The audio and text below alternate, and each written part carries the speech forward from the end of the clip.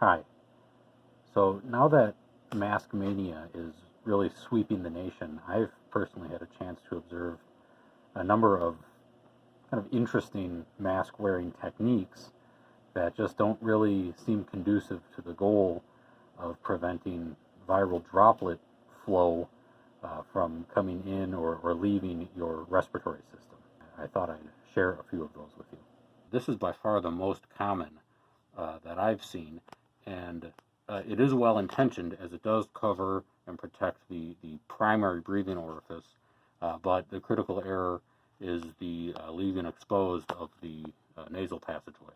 For that reason, I don't think the mouth only is a suggested technique. The next mistake is the I'm wearing sunglasses but need to run inside really quick technique.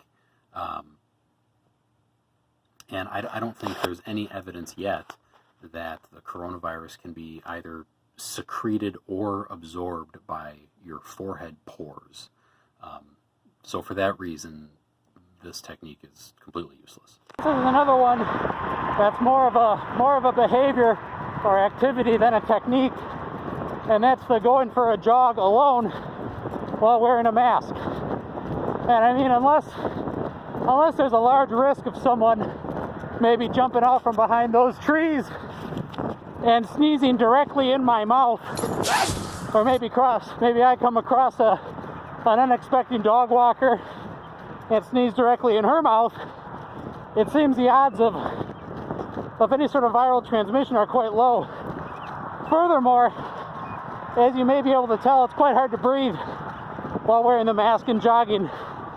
I think hypoxia might be kicking in here, but very little airflow through this sucker.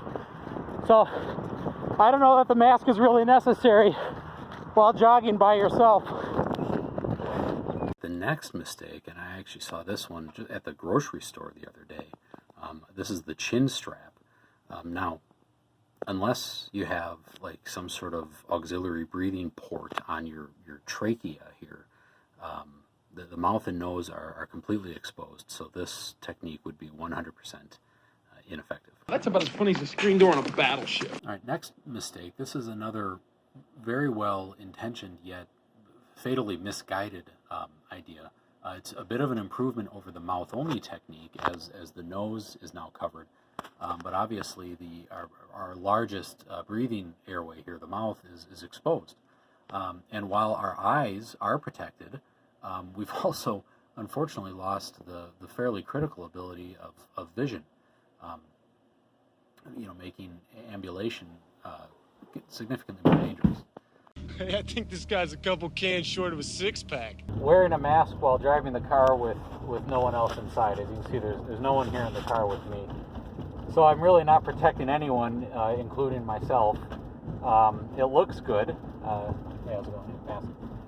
But it really not helping anyone. In fact, it's fairly distracting. It's in my field of view a little bit, and I'm kind of messing around with it a lot. So probably better off just skipping the mask in this scenario. That'll do it.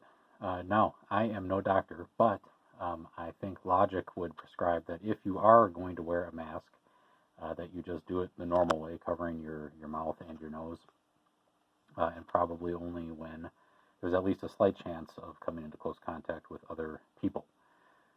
Additionally, in case you thought I was wasting a perfectly good N95 mask to make a goofy video, that is incorrect. First of all, this is an N100 mask. That is 5 better than an N95.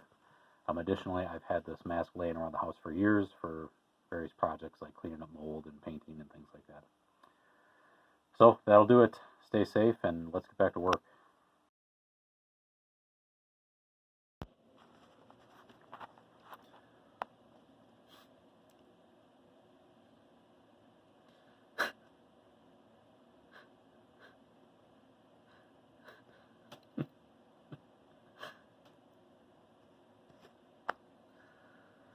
Next mistake is